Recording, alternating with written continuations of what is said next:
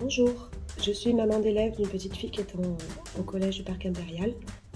L'entrée en sixième est une étape importante dans la construction d'autonomie des enfants. Souvent, c'est le moment où ils commencent à aller seuls au collège. On ne les accompagne plus, on ne voit plus les enseignants aux entrées et aux sorties des classes. Il faut pourtant rester vigilant et ne pas perdre le contact avec l'établissement et avec les enseignants. Pour ça, vous pouvez utiliser les outils de communication de l'établissement, l'espace numérique de travail, l'ENT, qui s'appelle Atrium, et Pronote, qui sont des outils mis à disposition par l'établissement. Sur Atrium, vous pouvez écrire au professeur, leur envoyer des mails. N'hésitez pas à prendre rendez-vous pour échanger directement avec lui. Lors de son entrée en sixième, votre enfant va découvrir un tout nouveau rythme.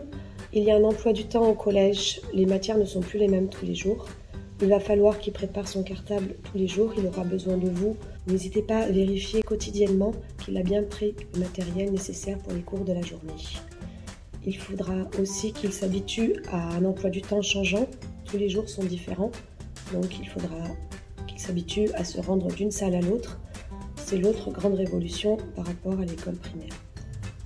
Sur l'ENT, sur les outils de communication du collège, vous aurez aussi à disposition sur Pronote les devoirs à faire à la maison qui seront rentrés par les professeurs. N'hésitez pas à garder le contact et à surveiller que votre enfant suive bien au fur et à mesure les devoirs qui sont demandés. Vous pouvez aussi consulter les notes qui sont rentrées par les professeurs au fur et à mesure de leur correction pour éviter que votre enfant ne décroche ou ne se sente complètement perdu parce que ce qu'on lui demande est radicalement différent par rapport à l'école élémentaire et par rapport aux maîtres ou maîtresses qu'il avait l'an dernier. En cas de difficulté, il existe le système devoir fait où l'établissement propose sur des heures en dehors de l'emploi du temps de l'enfant une aide aux devoirs gratuite qui est encadrée par des professeurs ou du personnel de l'établissement. N'hésitez pas à demander avant qu'il ne soit trop tard et avant que votre enfant soit dans des difficultés sérieuses. L'entrée en sixième est aussi souvent le moment d'un premier téléphone portable. Pour ce passage-là aussi, votre enfant aura besoin de vous.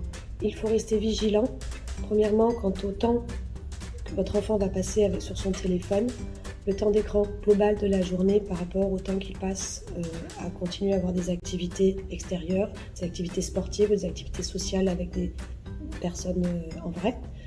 Il faut aussi rester vigilant quant aux utilisations des réseaux sociaux et autres applications de messagerie. Il faut rester vigilant à l'usage que votre enfant fera des réseaux sociaux et autres applications de messagerie. C'est aussi l'âge des premiers harcèlements scolaires. Votre rôle sera aussi de surveiller, de rester vigilant quant aux applications de messagerie et autres réseaux sociaux sur lesquels iront vos enfants. Il peut y avoir des situations de harcèlement scolaire. Dans ces cas-là, il faut que votre enfant ait le réflexe de se tourner vers un adulte de l'établissement, quel qu'il soit, afin d'en parler et de ne pas laisser une petite histoire devenir un gros problème. Et pour vous rassurer et pour vous accompagner dans ce moment qui sera peut-être une petite épreuve aussi pour vous, n'hésitez pas à nous contacter, à se rapprocher d'une association de parents d'élèves, pourquoi pas la FCPE. Je vous souhaite une bonne rentrée en tant que parent et je souhaite aussi une bonne rentrée à vos enfants.